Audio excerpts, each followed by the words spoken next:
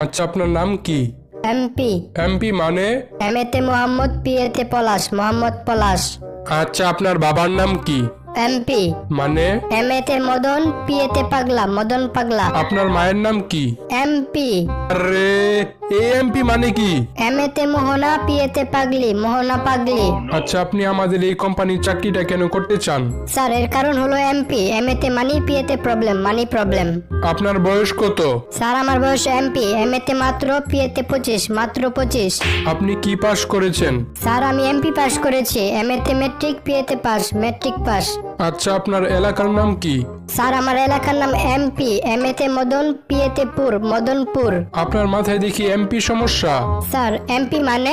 এমএতে mental, পিএতে patient, mental patient. তাই আমি আপনাকে চাকরিটা দিতে পারলাম না। স্যার, প্লিজ প্লিজ প্লিজ আমাকে চাকরি থেকে বের করেন না। আমি এতক্ষণ আপনার সাথে একটু ফাজলামি করতেছিলাম। ও চান্দু, এখন আমার প্রশ্নের ঠিকঠাক উত্তর না দিলে আপনাকে চাকরিতে নেওয়া যাবে না, ঠিক আছে? ঠিক আছে স্যার। আচ্ছা, আপনার সেক্স? ওই আর কি, মাঝে মাঝে হয়, বুঝেন তো, মাঝে মাঝে করতে হয়। আরে, আমি ওটা বলি নাই, আমি বলছি আপনি মেল না ফিমেল। আচ্ছা বলুন তো, বিছানা আর আয়নার মধ্যে মিল কোথায়? স্যার, দুইটাই জনসংখ্যা বাড়ায়। মনে করেন আপনি কল্পনা করতেছেন যে আপনার বউ আর আপনার মা একটা নদীর মধ্যে ডুবে যাইতেছে, তখন আপনি কি করবেন? স্যার, তাহলে আমি সাথে সাথে কল্পনা করা বন্ধ করে দিব।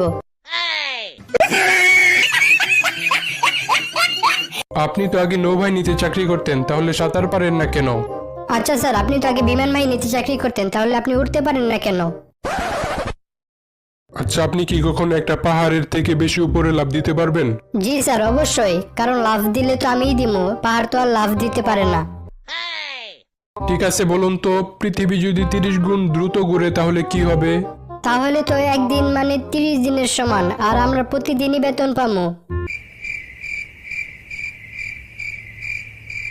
আচ্ছা, আমি কয়েকটা শব্দ বলবো, ওই শব্দগুলোর বিপরীত শব্দ আপনি বলবেন, ঠিক আছে? আচ্ছা স্যার, ঠিক আছে। ভালো, খারাপ, আকাশ, পাতাল, জন্ম। মৃত্যু। আচ্ছা, এখন থামেন। আচ্ছা, এখন শুরু করেন। আরে না, আমি বলছি আপনি এখন থামতে পারেন। আরে হ্যাঁ, আপনি বলছেন, আমি এখন বলতে পারি। আমার সামনে থেকে দূর হয়ে যান। আমার সামনে বসে থাকুন। আপনি চাকরি থেকে রিজেক্টেড। আমি চাকরিতে সিলেক্টেড।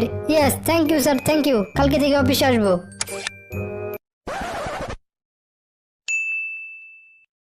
আপনি প্রথম দিন অফিসে আসতে এত দেরি করলেন কেন? স্যার, আমি নতুন বিয়ে করেছি তো, তাই আসতে একটু দেরি হয়ে গেল। আচ্ছা, আজকের মতো আপনাকে মাফ করলাম। মনে রাখবেন, এরকম ভুল যেন ভবিষ্যতে আর কোনো দিন না হয়।